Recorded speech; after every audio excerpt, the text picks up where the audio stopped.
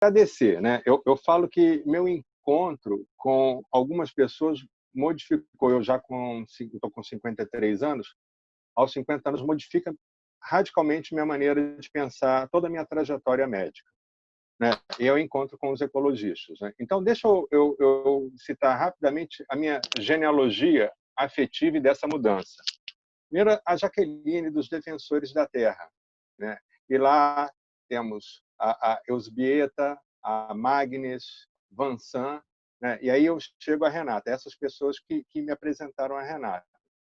Eu fiz um curso com os Defensores da Terra, isso modificou absolutamente minha maneira de pensar o indivíduo. O indivíduo é aquilo que não se divide, né?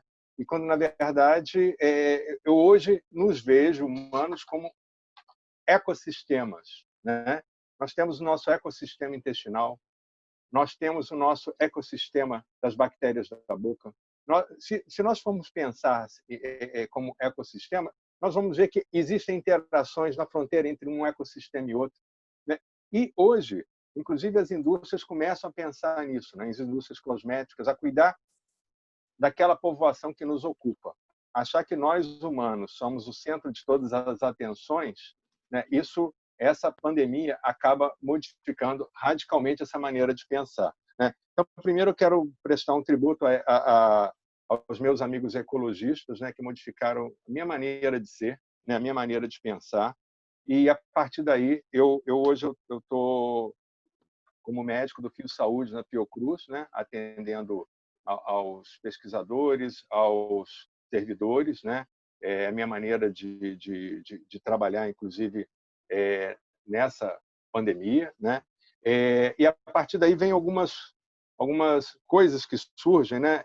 Primeiro da minha memória afetiva. Eu sou médico do Cinema no Rio, né? Lá de Minas, um projeto mineiro que desce ao Rio São Francisco levando cinema, e eu participo como médico dessa expedição. Quando falou que eu ia estar com o Caetano, eu, como diz o mineiro, eu pirei, né? Porque é um dos trabalhos mais bonitos que a gente pode ver quando a gente chega numa comunidade dessa, as trocas que acontecem, né? Então, nós somos seres de relações, nós não somos indivíduos, né? E obrigado e parabéns, Renata, por essa iniciativa, porque vai ser refazendo essa nossa rede que ficou fragmentada por tanto tempo, e eu acho que nós vamos poder nos reconectar aos outros, ao Caetano, a todos que, de alguma maneira, precisam perceber que a vida é muito mais só do que aquele momento presente. Estamos numa outra temporalidade, né? E, apesar de tudo difícil que está acontecendo, a alegria, né? Saúde pode brotar da alegria e brota. É isso. Legal, Holmes. Agora vamos escutar o Caetano. Me conta. Legal aí, Renata, Holmes. Renata, a gente está se vendo mais até nessa época de mundo virtual, né, do que antes.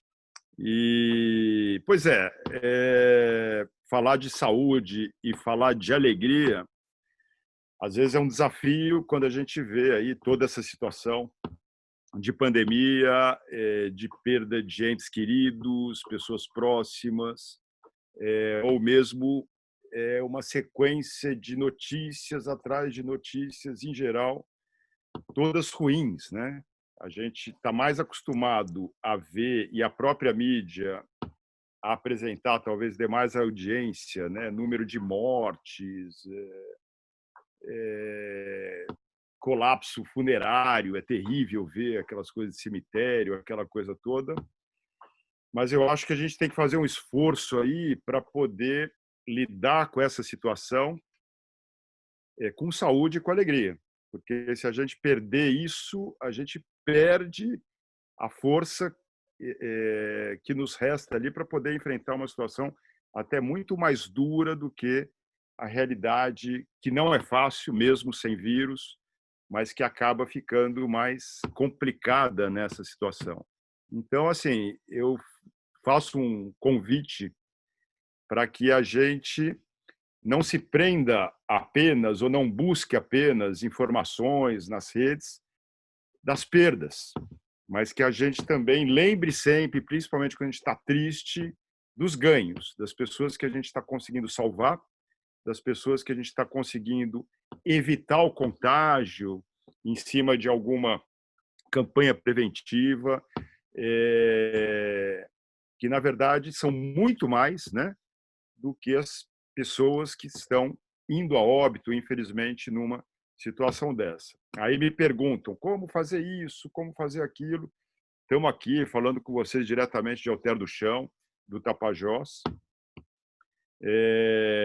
Preocupa muito, é a primeira região do país, e não foi falta de aviso, a estar caminhando aí para um colapso iminente. Estou aqui na fronteira com o Amazonas, os 2 estados hoje mais próximos, quando não já em colapso, no caso do Amazonas e Manaus, é o Amazonas e Pará. E quando a gente fala em colapso, não é necessariamente o número de casos ou a quantidade de concentração de pessoas, como uma cidade como Rio de Janeiro ou São Paulo, mas é o número de casos versus a estrutura que o sistema público pode comportar. Então, aí nesse caso, a Amazônia sai atrás. Sempre foi uma região esquecida do resto do país. Se a gente comparar os indicadores de saneamento básico do Centro-Oeste, do Sudeste, mesmo do Nordeste, do Sul, incomparavelmente o déficit, né, de banheiro, de esgotamento, de água tratada, é a região norte, é a Amazônia. Se a gente vai analisar, por exemplo, os programas de atenção básica em municípios gigantescos, do tamanho de países, Altamira é maior que Portugal, que a Inglaterra, Itaituba aqui do lado das 2 Bélgicas, e não dá para você se deslocar de um lugar para outro com a mesma facilidade, por exemplo, de uma cidade que tem ruas, estradas, todo mundo tem celular, energia, luz elétrica, etc.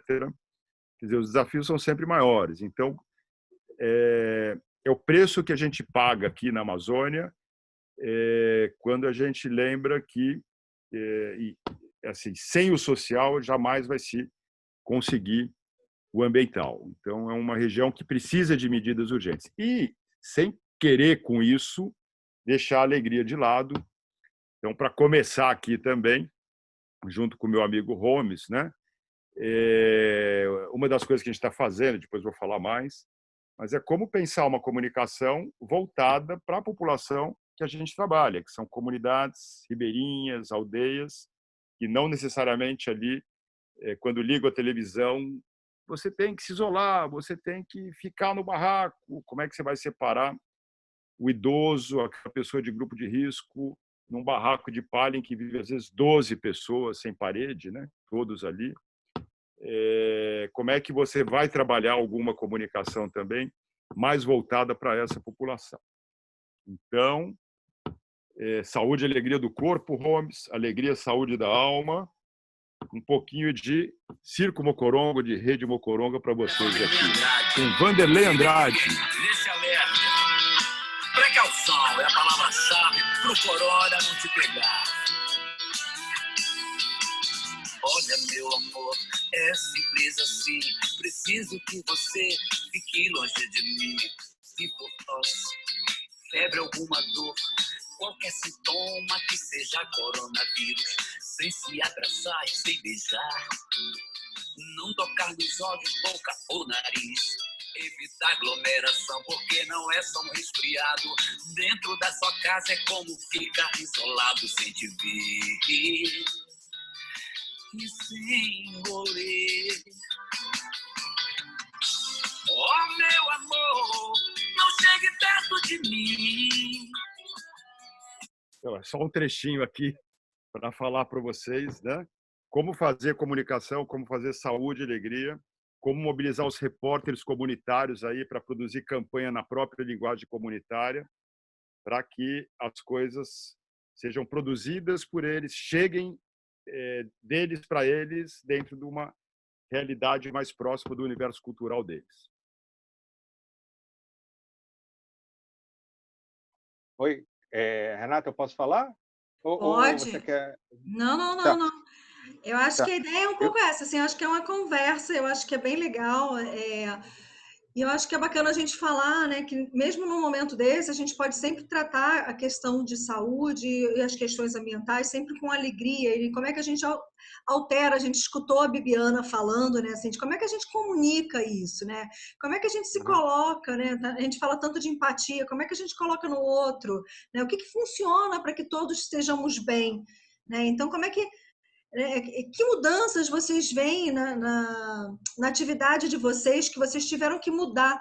Eu sei que o Caetano, por exemplo, tinha um projeto muito bacana, que, aliás, o projeto Saúde e Alegria é incrível, mas tinha outras atividades, né, e tiveram que ser paralisadas porque alguma coisa entrou na frente, né? Eu gosto muito, não sei de quem é essa frase, mas sim, quando a gente achou que tinha as respostas, vem a vida e muda a pergunta. Né? Então, como é que é isso? Né? Como é que é essa ação? Como é que é isso na atividade de vocês, seja na saúde, na alegria, na saúde e alegria? Tá. Primeira coisa, assim, né, na apresentação, já que você falou assim, estava conversando com a Renata, Caetano, como é que ia me apresentar? Existe uma tendência a colocar o doutor para o médico, né? Aí eu falei assim, não, tira, porque fica mais fácil conversar. Mas Dr. Mas como Holmes, Dr. Holmes é legal pra caramba, né? Pô. Eu também acho, eu curto, mas Não é, aí menino? eu trabalhei. Imagina, Gran Circo Mocorongo de Saúde e Alegria apresentando atrações internacionais. Dr. Holmes. Pô, essa seria genial. Vamos fazer isso. Eu acho. Pô, eu vou curtir. Mas quando eu trabalhei no interior de Minas, foi muito curioso, né? Porque o doutor ele começou a fazer parte do meu nome. E foi uma temporada muito legal. Eu trabalhei na Saúde da Família no ano de 2000. E ali eu saquei uma coisa assim que eu estudei jornalismo e medicina. Não concluí jornalismo, mas sempre tive alguma atividade editorial. E a comunicação é fundamental para qualquer ato médico. Eu estou trazendo para a medicina. Qualquer ato médico, né? Existem formas e formas de compreender um sofrimento. Né? Na psiquiatria isso é muito evidente, né? Eu vou ouvir narrativas e a partir da narrativa, né, eu vou entender o percurso que chegou até aquele sofrimento. Eu vi um pouco antes, né? A fala de que essa geração agora é uma geração sem esperança, né? Enfim, isso já aconteceu em alguns outros países do mundo. Eu na época da queda do muro da cortina de ferro, eu conheci algumas pessoas de lá da cortina de ferro que falaram exatamente isso. Então esse cenário de vez em quando acontece. Aí o grande lance que eu acho assim, que eu entendi lá no interior de Minas, eu vou dar um exemplo. Chegou uma senhora para mim falando: doutor, fumar faz bem para os dentes? Eu, hã? Aí eu olhei, em cima da minha cabeça tinha um cartaz do Ministério da Saúde com uma pessoa com a arcada perfeita, só eram dentes muito amarelos. Eu estava numa uma região produtora de cana-de-açúcar. Você tem o trauma químico, né, da bacteriológico do açúcar, e o trauma mecânico das pessoas no campo comem, mordem a cana. Então, chega com 20 e poucos anos, as pessoas estão sem dentes. Então, vê um cartaz, a pessoa fumando, analfabeto. Isso faz bem para o dente, toda a arcada perfeita. Baixei o cartaz, eu sempre tive caneta, sempre me comuniquei muito desenhando. Caneta, detonei aqueles dentes, coloquei lá. Agora sim. Outro exemplo. Doutor, isso aqui que é o mosquito da dengue? Era uma mosca, aqui no Rio de Janeiro a gente chama de mosca varejeira. É um bicho desse tamanho, com o corpo todo listrado de preto e branco. Aqui a gente chama de mosca varejeira. Para eu conseguir fazer aquela população do interior de Minas entender o que era o mosquito da dengue, eu só simplesmente falar assim, não, é o pernilongo. E eles falaram assim, quem está certo? Eu que estou falando aquilo ou aqueles cartazes do Ministério da Saúde? Né? E cartazes não, a televisão. Né? Basicamente a televisão, que é uma região que ainda tinha muito analfabetismo. A comunicação ela faz toda a diferença. Então, o que está acontecendo agora? Os adolescentes que eu acompanho, né, eles chegam e falam assim, eu estou adorando. Alguns deles que estavam em crise mesmo, de eu ter que chegar e ir para buscá-lo de uma internação. Eu falo buscá-lo de uma internação porque sempre que algum adolescente internado por motivo psiquiátrico, eu falo que estou indo para resgatar. Né? Porque quanto menos tempo ficar lá, é melhor. Não sei o que estou dizendo, não. A desinstitucionalização está mais que provado, né? o efeito iatrogênico que tem manter uma pessoa muito tempo no hospital psiquiátrico. Pois bem, e aí, questionando os vocábulos que são usados, né? Tem se falado que as pessoas estão em isolamento social, quando, na verdade, essas pessoas, aí temos uma marca geracional quando a gente fala em isolamento social, que não foram os adolescentes que criaram esse nome, eles estão em bloqueio sanitário. Isso sim, isso eles compreendem muito bem. Mas eles estão se comunicando, né? Eu estou falando com o Caetano lá na Amazônia, né? A gente está se comunicando. Não existe um isolamento social porque a gente está usando a comunicação. Eu olho para o Caetano, eu vendo, sabe, esse cenário, me dá uma alegria, sabe, só de olhar, né? Então, que isolamento social é esse? Eu estou continuando a fazer laços. Outra coisa, estamos em confinamento. Vamos prestar atenção na palavra. Confinamento, isso vem de morte. Nós não estamos em confinamento, nós estamos em isolamento, em bloqueio sanitário. E eu falo que o oposto do confinamento é uma convivência diferente, mas é uma convivência diferente, né? Então, eu queria deixar isso para o Caetano, porque eu acho que as palavras que a gente usa fazem muita diferença, pelo menos assim, no meu trabalho de médico, né? Eu estou trabalhando por via remota, né?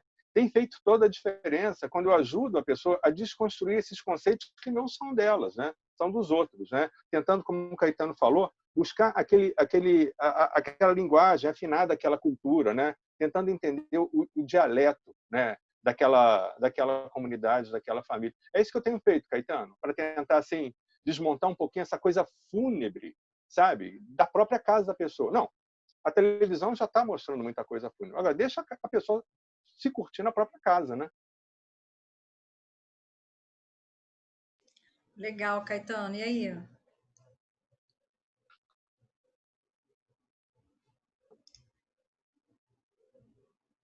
Eu estou sem áudio do Caetano.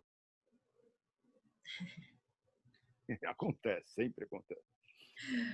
Perfeito. Acho que a gente tinha falado antes disso, achei bem legal, fiquei até pensando.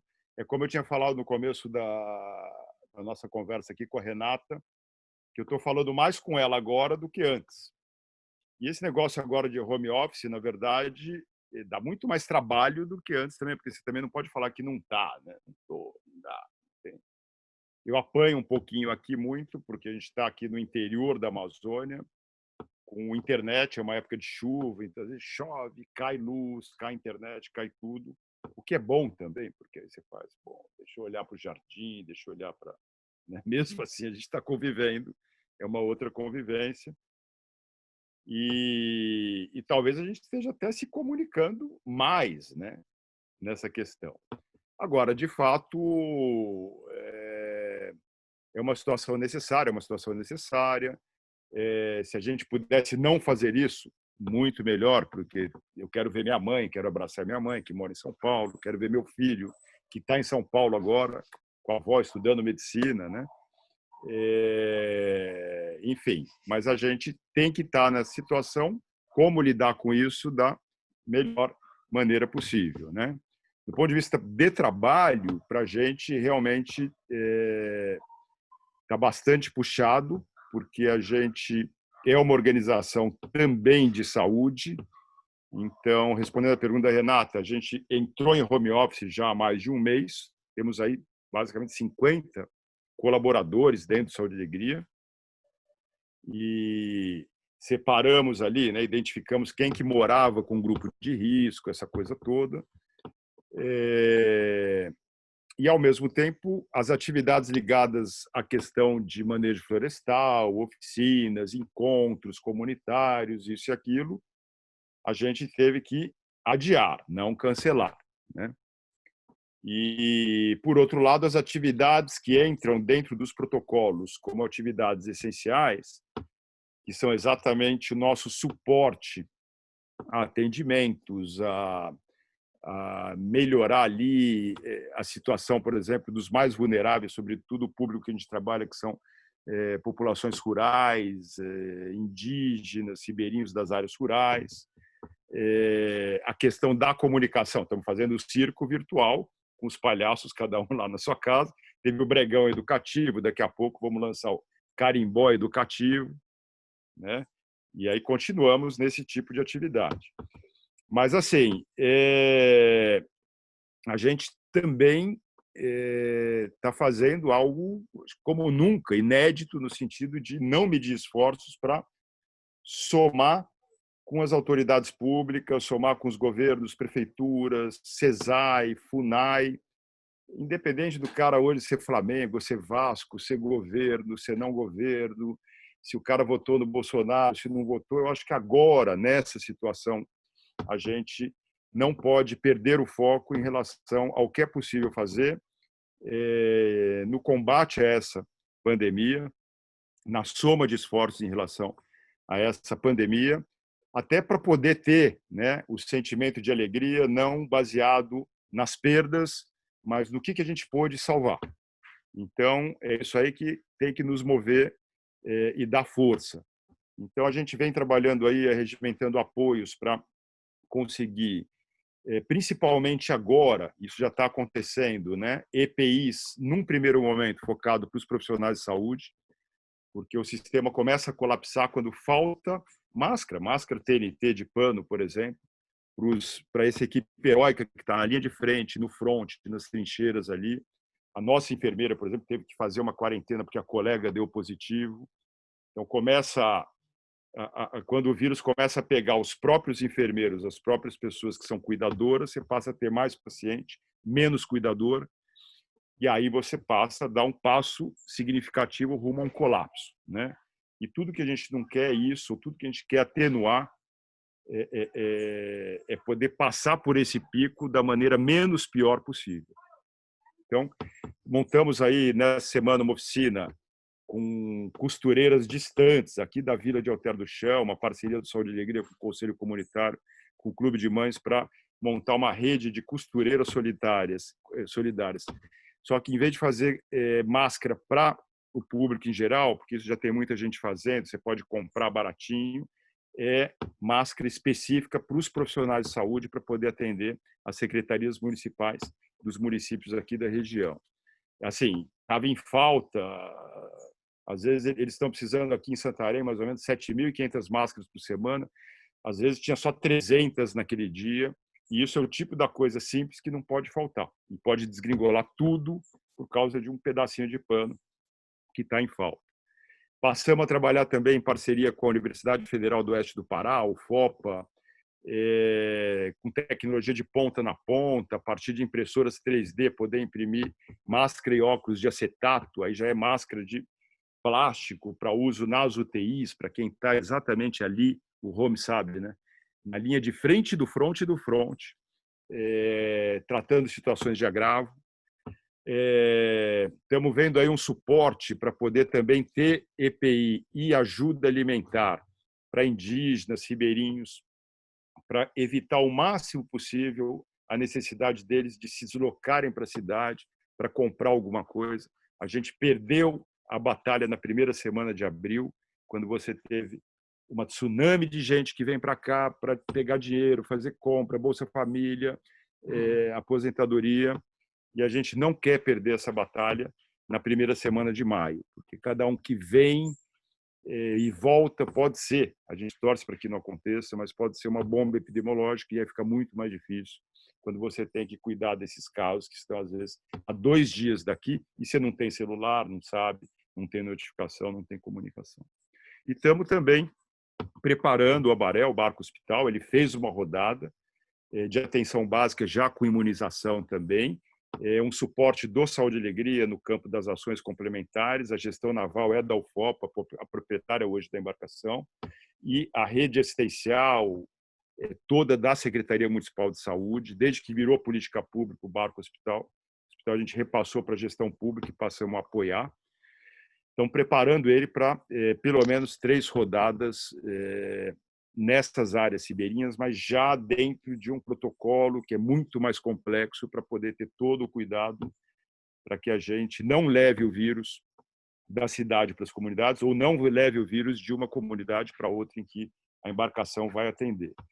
Então, eu confesso para vocês que está sendo um momento muito difícil.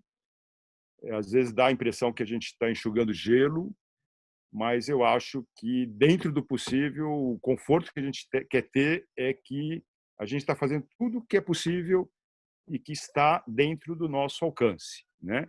E nada seria possível se a gente não somasse. Não tem uma pretensão do Saúde e Igreja resolver nada, mas temos a vontade, motivação e esperança do Saúde e Igreja ser mais um partícipe para estar somando esforços com as organizações sociais, outras ONGs, as prefeituras, os governos, governo federal, Ministério da Saúde, enfim. Então, também fico muito feliz porque eu vejo a nossa rede de clima, vejo as pessoas, a Renata, a Isadora, outras pessoas também, muito solidária à situação aqui na Amazônia. Eu não quero também ficar puxando a sardinha só para o nosso lado, como se também a situação nas periferias urbanas, de Belo Horizonte, São Paulo, Rio de Janeiro, está todo mundo difícil, né? Numa situação difícil. Eu acho que vamos caminhar para isso que o Holmes falou também, que é não só se ajudar, mas mesmo se falar, se comunicar, se abraçar virtualmente, não necessariamente só da Amazônia com a Amazônia, mas poder estar um ajudando o outro, a gente aqui do Tapajós, o Holmes em Minas, a Renata no Rio, enfim. Estamos juntos aí nesse planeta aí, planeta Terra, que hoje a gente está comemorando 50 anos aí de Dia da Terra. Que a gente tenha aí, saia dessa coisa aí com mais saúde e mais alegria. Bacana, Holmes. Bom, a gente tem aí ainda aí uns 9 minutinhos de prosa, mas realmente queria mais uma vez agradecer a presença dos dois. Eu sei que é uma parada aí no dia, né, para os dois, e queria também agora escutar um pouco, Holmes e Caetano, assim, né? Como que a gente traz alegria, né? Assim, qual a importância da alegria para a gente, né? Acho que assim, para cada indivíduo mesmo, assim, né? O quanto que a alegria em termos de saúde, né? O quanto que a gente buscar alegria, buscar essas a gente tem, eu leio muito sobre, né? Assim, o quanto que a gratidão, o quanto hoje eu recebi um videozinho muito bonitinho, falei assim, cara, você acordou, você está vivo, tu já está melhor que muita gente, né? Então assim, já começa seu dia com um sorriso. E se meio-dia você olhou no relógio e você continua vivo, o mínimo que eu posso fazer, né, é pedir para você sorrir de novo, né? Que assim, quem não está vivo não precisa, mas assim, o quanto que isso é importante para a nossa saúde, o quanto que a alegria é necessária na nossa vida, mesmo em momentos que não são tão felizes assim. Posso falar? Em Renato Caetano, eu acho o seguinte, né? Isso o Caetano faz muito bem, né? Que reacender a capacidade de brincar que todo adulto tem. Às vezes o adulto esquece que foi criança, né? Me lembro que na época da residência eu fiz uma fórmula que eu não vou lembrar direito como que era, mas que mostrava que o adulto é menos do que criança, porque ele perdia isso, né? Um dia eu estava na cozinha fazendo alguma coisa com meus filhos de manhã, aí meu filho, o Antônio, tem 11 anos, ele chegou para Cecília, que tem 7. Espera um pouquinho, papai está brincando. Aí eu fui olhar, eu estava brincando sozinho, né? Então, eu acho que o grande barato, né, isso o Caetano faz muito bem, é ajudar que a pessoa, o adulto, possa trazer de volta essa sua capacidade de brincar que existe. É isso que nos salva, né? É isso que nos faz perceber uma outra narrativa daquele fato que está acontecendo, né? Uma história pode ser contada de várias maneiras, inclusive a nossa própria, né? Então, o que eu vejo é isso, né? É a capacidade de brincar, de equivocar, se a gente for buscar para uma linguagem um pouco mais erudita. A brincadeira traz isso, né? Ela traz um desconcerto, né? E no final fica uma leveza, fica uma sensação de, pô, esse negócio foi legal, né? Brincar não tem idade. Eu acho que isso é a grande saída, porque é a oportunidade que a gente tem de voltar àquele nosso momento de criança, né? E que a gente brincava sozinho, né? Bom, para a gente também a alegria é a alma desse projeto, né? É uma coisa que pertence ao mundo, não pertence a ninguém, mas é uma coisa que a gente percebeu. Eu, por exemplo, venho de uma situação privilegiada, nascido em São Paulo, classe média, tive acesso a estudo, nunca tive aquela dificuldade de passar fome, mas a gente trabalha, né, com a turma ali da base, E a gente vê todo o sufoco, né, que esse pessoal tem na vida e, ao mesmo tempo, tem a capacidade de voltar para casa e sorrir, né? E fazer uma música e dançar. E isso é um grande aprendizado. E talvez esse foi o achado do Saúde e Alegria para poder estar alavancando essa força, né, dessas comunidades ribeirinhas a partir da alegria, no sentido de fortalecer a autoestima delas, porque a gente sabe que se esperar acontecer, não acontece. Então, você tem comunidades que estão a 1 dia, 2 dias do centro urbano e, quem sabe, a partir dessa alegria, com essa autoestima, as pessoas possam, em vez de esperar acontecer, correr atrás ali das soluções para os problemas mais prementes daquela comunidade. E a alma registrada do Saúde e Alegria é o Gran Circo Mocoron, de Saúde e Alegria. Então, você tem a equipe, o barco, você vai para a comunidade. Se você trabalhou com prevenção à queimada, se você trabalhou com campanha de saneamento, de soro caseiro, de tratamento da água com cloro, tudo que se trabalhou de dia durante as oficinas, à noite, é apresentado na forma de que é o Gran Circo, de uma esquete educativa, de uma música, de uma piada, enfim.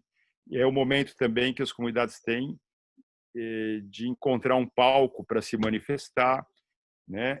Às vezes o que um sabe que o outro não sabe que ele sabe, mesmo morando numa comunidade, passa a ser uma surpresa ali quando ele, puxa, ninguém nunca me perguntou sobre isso, eu sei disso, eu gosto disso, eu quero falar sobre isso. Então, no circo a gente encontrou a alegria também para a gente que trabalha no projeto.